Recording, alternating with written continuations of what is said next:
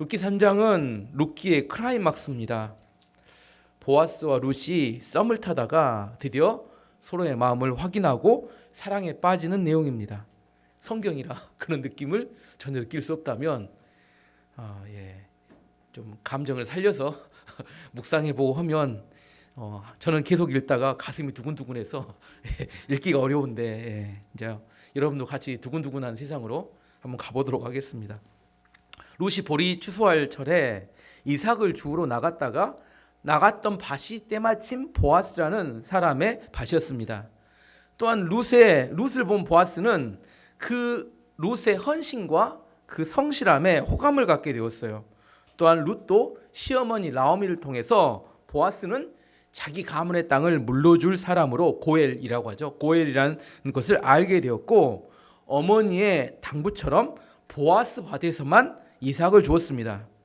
하지만 룻은 자신은 이방 여자였고 과부였고 가난했기 때문에 언감생심, 총각인 보아스 부자였고 능력 있는 보아스와 결혼한다는 것은 불가능하다는 사실을 알고는 있었지만 생각으로는 안 돼. 하지만 마음속에서는 1%의 가능성을 가지고 한 가닥 희망을 가지고 혹시 저 남자가 나와 결혼할 수 있다면 이런 생각을 했다는 겁니다. 다행스러운 것은 앞에 설교했듯이 잘 모르겠으면 다시 한번 들어보시고 룻과 보아스는 서로에 대한 호감을 갖게 되었습니다. 하지만 이 두 사람이 결혼에까지 이르기 위해서는 뭐가 필요해요? 수많은 난관과 어려움을 넘어야 되는데 항상 이야기하죠. 어떤 사람과 결혼한다고요? 고백한 사람과 능력 있는 사람 아니고 돈 많은 사람 아니고 그다음에 집안이 좋은 사람 아니고 사랑합니다 이렇게 고백해야 결혼할 수 있다고 했습니다. 용기 있는 사람이 미인을 얻습니다. 오늘 거꾸로인데 용기 있는 여자가 멋진 남자를 얻는다. 처음에 제목을 이렇게 썼다가 너무 세속적인가 해서 제가 오늘 좀 바꿨는데 어쨌든 룻과 보아스 사이에는 누가 있었냐면 나오미가 있었어요. 나오미는 경험이 많고 지혜로운 여자였습니다. 그래서 룻의 이야기를 통해서 룻의 이야기를 쭉 듣다 보니까 보아스가 룻에 대해서 호감을 갖고 있다는 사실을 알게 되었습니다. 그래서 사실은 룻과 보아스는 보이지 않지만 감정 라인이 썸을 타는 이 정도 관계 가운데 머물고 있었어요. 나오미는 룻의 미래와 그 가정의 회복을 위해서 룻이 보아스와 꼭 결혼했으면 좋겠다 이런 마음이 있었습니다. 하지만 이런 결혼을 위해서 나오미가 꼭 해줘야 될 게 있었어요. 왜냐하면 나오미가 시어머니가 이 결혼에 대해서 반대해버리면 이건 불륜이 돼버립니다. 과부였잖아요. 시어머니가 있는 과부였는데 자기 아들과 결혼한 룻이었는데 이게 시어머니가 가도 돼 이렇게 허락을 해주지 않는다면 룻이 다른 남자 보아스를 만나 사랑에 빠지면 이건 불륜이 됩니다. 하지만 시어머니가 허락해주면 뭐가 돼요? 사랑이 돼요. 이 모든 것의 첫 단추는 누가 풀어줘야 되냐면 나오미가 내가 가서 이제 사랑을 해도 좋겠다 이렇게 허락을 해줘야지만이 이 관계의 시작이 될 수 있습니다.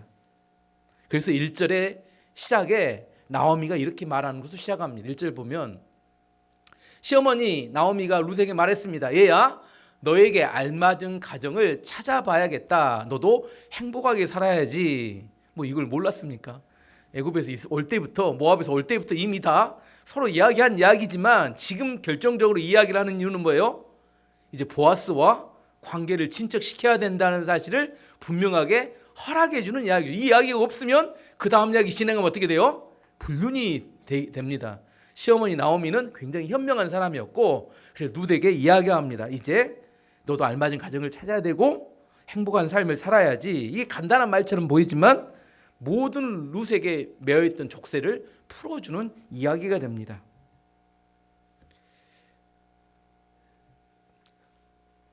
그래서 이렇게 보아스와 좋은 관계로 친척에도 좋다는 허락을 받게 됩니다.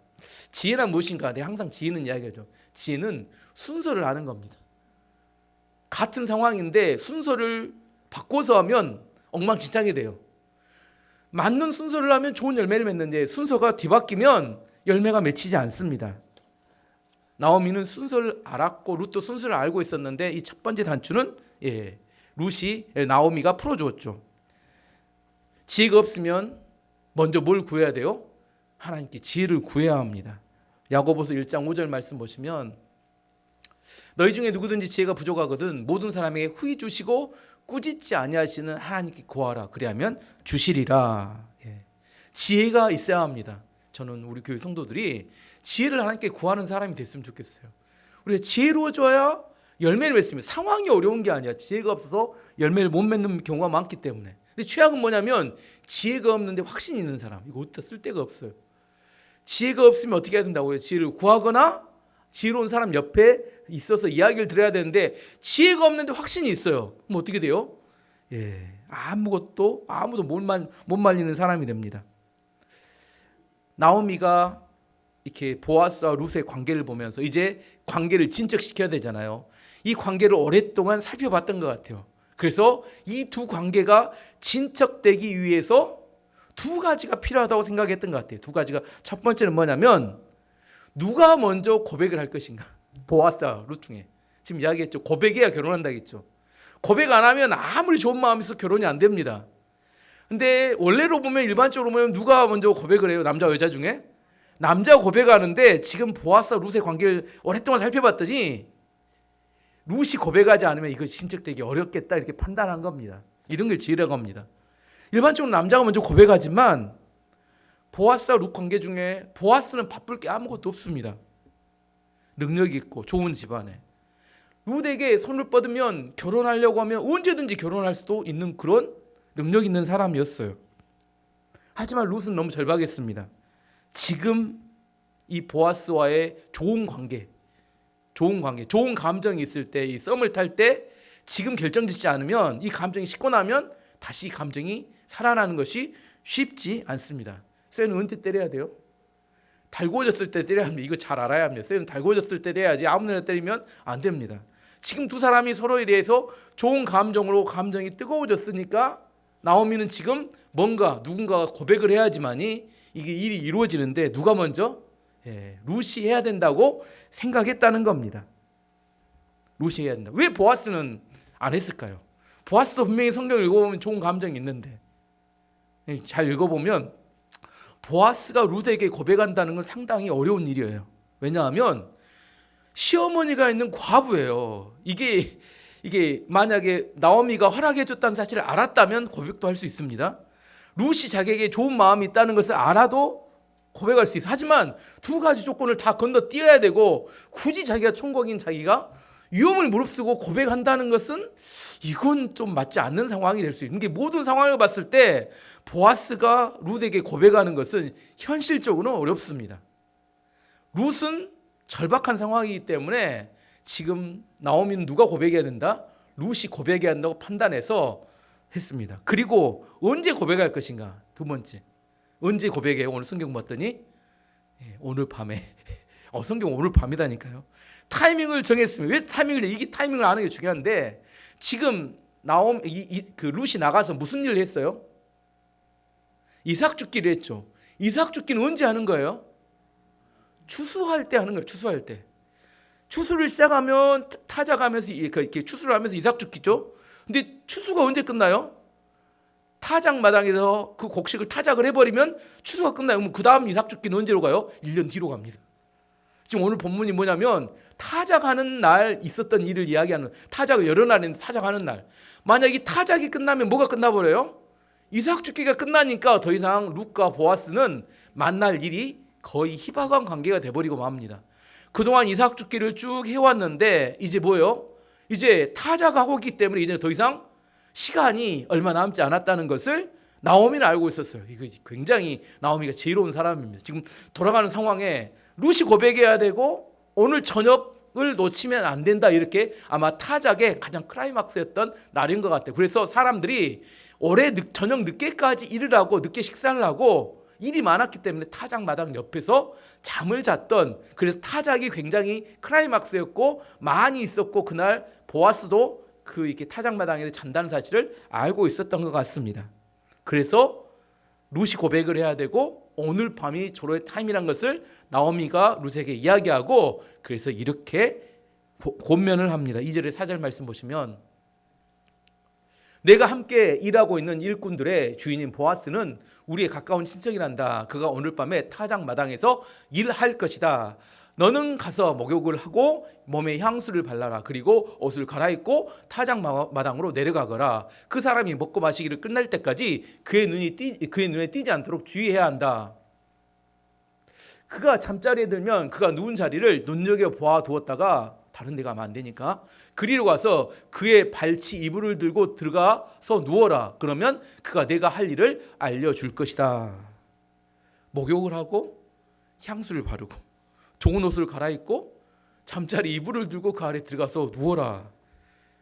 그리고 나머지는 하나님께 맡겨라. 참 어려운 제안입니다. 이게 잘못하면 부도덕한 여자가 남자를 꼬시려고 하는 행동으로 오해되기 딱 알맞은 이야기입니다. 지금 왜 이렇게 해요? 나오미가 룻에게 이렇게 하라고 한 이유는 내가 당신에게 좋은 마음이 있고 결혼하기 원한다는 확실한 의사 표현을 해야 된다는 겁니다. 예전 방식으로 여자가 남자에게 내가 당신을 좋아해요. 어떻게 표현합니까? 손수건을 툭 떨치거나 아닌가요? 옛날 방식으로. 아니면 자꾸 알짱알짱 앞에 왔다 갔다 해요. 일이 없는데 자꾸 앞에서 눈앞에 왔다 갔다 왜 왔다 갔다 해요? 근데 이렇게 하면 남자가 알아먹어요? 못 알아먹어요? 99%는 못 알아먹습니다. 저 여자가 왜 왔다 갔다 하지? 이렇게 생각하지. 저 여자 나를 좋아한가? 이렇게 생각하지 않는다는 거예요. 뭔 말 아시겠죠? 남자는 그런 감각이 없는 짐승입니다. 이게 저 여자가 나에게 왜 저러지? 이렇게 전혀 이해 못 합니다. 아닌가? 이 폭삭 속았다 드라마. 예수님가 14살 때부터 입에다 반딱반딱 뭘 발랐다고 이야기를 보셨죠? 왜 반딱반딱 발랐다고요? 준비 이렇게 14살부터. 알아먹어요? 못 알아먹어요? 관식이는 절대 못 알아먹습니다. 그게 무슨 말인지 무슨 의미인지 절대 못 알아먹어요. 남자는 대부분 못 알아먹어요. 그게 무슨 의미인지 잘 못 알아먹어요. 그래서 뭐라고요? 기회가 없습니다. 앞으로 기회가 없으니까 지금 너는 분명하게 네 의사를, 내가 당신을 좋아하고 결혼하기 원한다는 분명한 의사를 누구도 오해하지 않도록 분명하게 그 사람이 알아먹도록. 남자는 어리석으니까 잘 못 알아먹으니까 알려라. 그게 오늘 나오미가 제안했던 방법입니다. 하지만 너무 명확한 방법이긴 하지만 여러분이 룻이라면 어떻게 이야기를 듣고 어떻게 했을까요?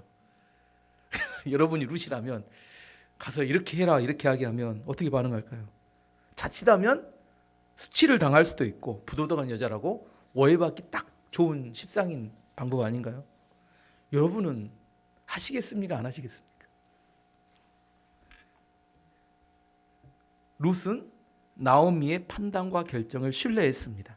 그리고 그것을 그대로 실행에 옮겼습니다. 5절에 7절 말씀 보시면 룻이 대답했습니다. 어머님이 말씀하신 대로 하겠습니다. 룻은 타작마당으로 내려가서 시어머니가 일러준 대로 했습니다. 먹고 마시기를 마친 보아스는 기분이 좋아서 곡식더미 곁에 누웠습니다. 그러자 룻이 조용히 그에게 다가가 이불을 들고 그의 발치에 누웠습니다. 보아스가 룻의 고백을 거절하면 어떻게 돼요?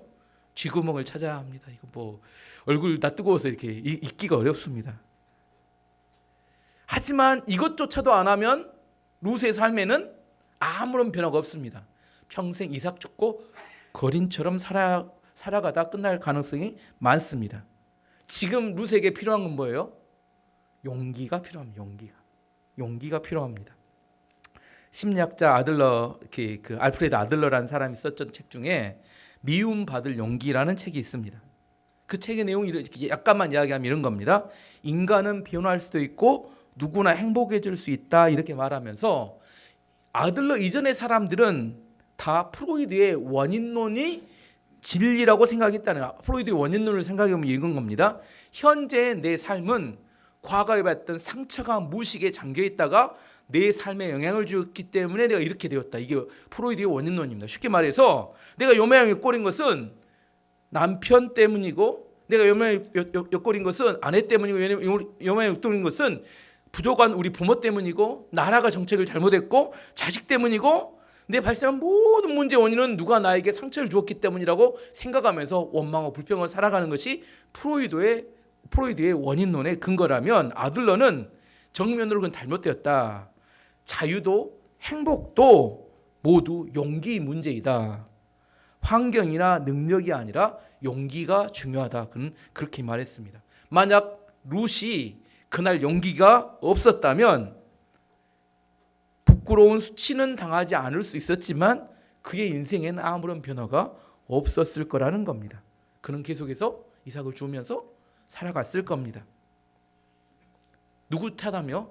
죽은 남편 탓하고 시어머니 탓하고 그 다음에 자기를 핍박하는 유대인들 탓하고 이렇게 살았을 건데 그날 룻이 용기를 내어서 보아스의 이불을 들고 들어갔기 때문에 룻의 인생이 바뀌었습니다. 용기의 문제라고 이야기합니다.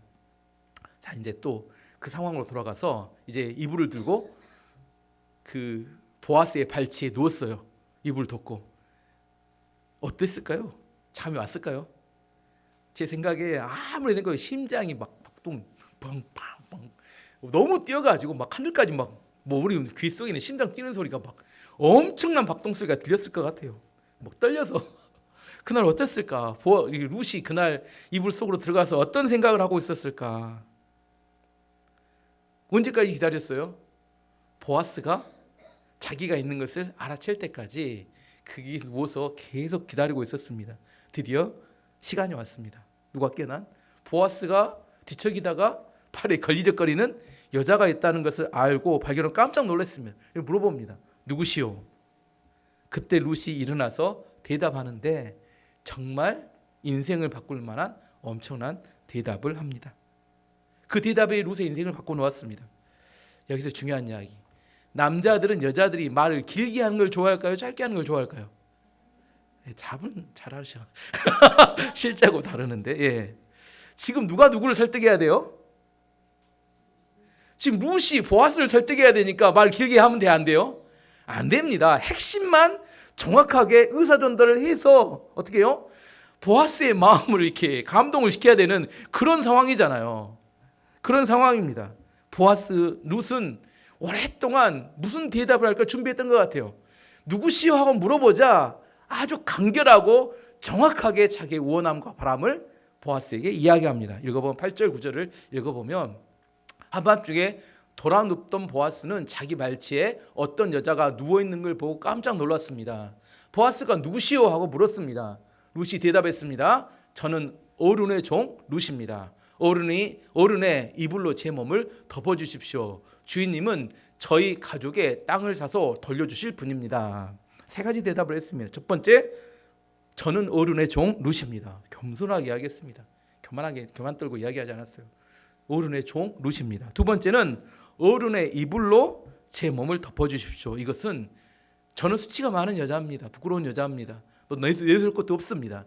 저의 수치를 당신이 덮어주십시오. 이건 어떤 표현이냐면 내가 당신과 결혼하기를 원합니다 하고 직접적으로 표현하는 표현입니다. 세 번째, 주인님은 저희 가족의 땅을 사서 돌려줄 수 있는 분입니다. 당신이 우리 가족, 우리 가문에 땅을 다시 사서 돌려준 고엘로서의 의무를 다해 주십시오. 명확하고 선명하게 저는 당신과 결혼하기를 원하고 당신이 고엘이 돼서 우리 가족의 땅을 돌려주십시오. 명백하고 선명하게 자기 의사를 아주 간결하게 세 문장으로 이야기했습니다. 보아스가 룻의 고백을 들었을 때 어떤 마음이 들었을까요? 보아스 어떤 마음이 들었을까요? 예, 쉽게 말해 좋아 죽죠. 관식이 마음처럼. 예. 자신도 룻에 대해서 좋은 마음이 있지만 과부였고 시어머니가 함께 살고 있었고 룻이 자기에 대해서 어떤 마음이 있는지 정확히 몰랐기 때문에 자기도 어떻게 할지 모르고 있었는데 자기를 좋아하고 자기와 결혼하기를 원한다고 하는 그 이야기를 들었을 때 막 뛸 듯이 기뻤을 거라고 생각합니다. 근데 룻의 이야기 중에 논란의 소지가 있는 이야기가 몇 가지가 있어요. 룻이 보아스에게 요구했던 것은 레위기의 율법 두 가지를 당신이 의무를 지키면 좋겠다고 이야기했는데 첫 번째는 그것은 계대 결혼, 이것은 형사취수라고 하는 그 율법과 두 번째는 땅 모르기법, 이 고엘이라고 하는 고엘을 영어로 뭐라고 하냐면 리디머라고 리디머는 구속자, 예, 속량자 이렇게 이야기하는데 고엘은 리디머라는 의미입니다. 하나씩 설명해 보면 땅 무르기법을 이야기하는 구약 성경의 말씀을 레위기 25장 25절이 말합니다. 만일 내 형제가 가난하여 그의 기업 중에서 얼마를 팔았으면 그에게 가까운 기업 물을 자가 고엘입니다. 기업 물을 자가 와서 그의 형제가 판 것을 물을 것이요. 어떤 형제가 있었어요. 근데 가난해져 가지고 땅을 다 팔아버렸어. 하고 먹고 살 길이 막막해요. 그러면 가까운 친척이 그의 어려움을 알아보고 땅을 대신 사서 그에게 돌려주는 것을 고엘, 땅 무르기법 이렇게 이야기합니다. 이 법의 근거에서 당신이 가까운 친척이니까 우리 가정의 땅을 다시 되사서 돌려주시기를 원합니다. 이렇게 이야기했어요. 근데 이 말에 중요한 한 가지 조건이 있습니다. 무슨 조건이냐면 남자가 살아있어야 돼요. 왜 남자가 아들이 살아있어야 되냐면 여자들만 있다가 그 땅을 물려줬는데 다 죽어버리면 이제 땅 주인이 없어져 버리는 거예요. 또다시 다른 가문으로 땅이 이렇게 팔려가야 돼요. 왜냐하면 아들이 있어야 대를 이으면서 그 땅이 그대로 그 가문으로 물러가는데, 그래서 아들이 살아있어야 되는데 이 법이 성립을 하려면, 근데 아들이 살아있어요? 죽었어요? 아들이 없어. 근데 이 법은 원래로 말하면 성립이 안 돼요. 그래서 사실 땅 무르기법하고 이 계대 결혼을 우리가 성경을 읽고 여기에 적용시켜 보려고 하면 이상해요. 뭐가 이상하네. 잘 안 맞아, 앞뒤가. 두 번째, 계대 결혼을 한번 이야기해 보면 계대 결혼에 대한 구약 성경의 말씀은 신명기 25장 5절 6절 말씀입니다. 형제들이 함께 사는데 그 중에 하나가 죽고 아들이 없거든 그의 죽은 자의 아내는 나가서 타인에게 씩하지 말 것이요 그의 남편의 형제가 그에게로 들어가서 그를 맞이하여 아내로 삼아 그의 남편의 형제가 된 의무를 그에게 다 행할 것이요. 좀 이상하죠? 그 여인이 낳은 첫 아들이 그 죽은 형제의 이름을 잊게 하여 그의 이름이 이스라엘 중에서 끊어지지 않게 할 것이니라. 우리나라 정서로는 잘 안 맞습니다. 누가 형제 중에 형님이 먼저 돌아가시면 그 아내를 동생이 취해서 아들 낳게 되면 형님의 대를 잇게 하라. 이 계대라는 것이 대를 잇다 이런 의미예요. 대를 잇게 도와주는 결혼이 계대 결혼인데, 그래서 형제가 대를 잇지 못하게 되면 그걸 잇도록 돕기한 방법을 이걸 만들어서, 우리나라에도 이 법은 형사취수라는 법이 있습니다. 예전의 법이. 근데 문제는 뭐냐면, 룻기에서 문제는 뭐냐면 형제가 죽은 게 아니라 아들 낳아서 시어머니가 죽어요. 여기서 이게 계대 결혼이 맞나 여기에 대한 의문이 있어요. 아들 낳아서 형제에게 준 게 아니에요. 아들 낳아서 그 누구에게 줘요? 시어머니에게 줘가지고 대를 잇게는, 이게 형사취수가 맞나요? 이게 아니에요. 또 법에 엄밀하게 법을 조항을 따지면 이게 계대 결혼이 아닌데 이렇게 생각할 수 있다는 겁니다. 이게 땅 무르기법에도 안 맞고 계대 결혼에도 명확히 적용시키려고 하면 이게 안 맞아요. 근데 누구가 주장했어요? 룻이 뭐라고요? 당신이 여기에 대한 고엘로서의 의무가 있습니다. 이렇게 이야기를 하는 거죠. 이때 이야기를 했는데 보아스가 이게 성경에 안 맞는데 이렇게 나오면 어떻게 되는 거예요? 하고 싶지 않다, 이런 거절의 의사인 거죠. 뭔 말 아시겠죠? 사랑하는 마음이 없으면 뭘 해도 꼬투리를 잡습니다. 이게 그런데 사랑하는 마음이 있으면 어떻게 해요? 중요하지 않아, 별로. 지금 뭐가 중요해요? 룻이 나를 좋아한대. 룻이 나와 결혼하기를 원하는데 이게 중요하지. 그 계대 결혼이 맞냐? 이게 땅 무르기법이 맞냐? 이거 아무것도 중요하지 않아요. 이걸 매개로 해서 이 여자가 나에게 좋아한다는 막 감정을 표현하잖아요. 그게 좋은 거예요. 그냥 보았어. 그게 좋으니까 덥석 뭐라고 해요? 내가 다 책임지겠다 이렇게 이야기해요. 다 책임지겠다. 상관없다. 지금 이들이 가지고 있는 사랑의 한계와 장벽은 많았습니다. 이게 진짜 맞는 법인지, 이게 구약의 율법 조항이 맞는지 이것도 잘 이렇게 중요하지 않아요. 이들은 뭐예요? 엄청 많은 장벽을 뛰어넘는 사랑이 있어서 이걸 그걸 다 뛰어넘어가면서 지금 막 이렇게 룻은 맞도 않는 법을 주장하면서 내가 당신 좋아합니다 하고 고백한 거고 용기를 내 가지고, 보아스는 그걸 이야기 들으면서 이거 다 틀린데 이렇게 생각도 안 하고 덥석 그럽시다 하고. 왜 그래요? 미쳐서 그러죠. 이들이 관식이하고 에스니처럼 미쳐갖고 도망가듯이 미쳐서 난리 치는 거죠.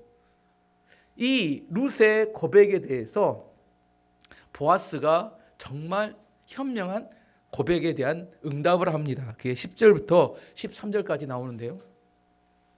보아스가 말했습니다. 여호와께서 당신에게 복을 주시기를 바라고 이번에 보여준 당신의 성실함은 당신이 지금까지 보여준 것보다 더 크고, 당신은 가난하든지 부유하든지 젊은 남자를 찾아갈 수도 있었는데 그러지 않았어. 이제는 걱정하지 마시오. 당신이 바라는 것을 다 해주겠소. 당신이 착한 여자라는 것은 우리 마을 사람들이 다 알고 있어. 자기만가 다 안가 잘 모르겠는데 아무튼 이 사람은 그렇게 생각한다는 거예요. 또한 내가 당신 가족의 땅을 사서 돌려줘야 할 당신의 친척이라는 것을 또 사실이요. 그냥 무조건 인정했습니다. 하지만 당신은 나보다 더 가까운 친척이 있어. 오늘 밤은 여기서 지내시오. 아침이 되면 그 사람이 당신 가족의 땅을 사서 돌려줄 뜻이 있는지 알아보겠소. 만약 그 책임을 진다면 그 사람 뜻에 따르겠소. 하지만 그가 당신의 가족의 땅을 사서 돌려줄 뜻이 없다면 내가 그 일을 하겠소. 살아계신 여호와를 두고 맹세하오. 왜 맹세한지 모르겠어요. 그러니 아침까지 여기에 누워 있으시오.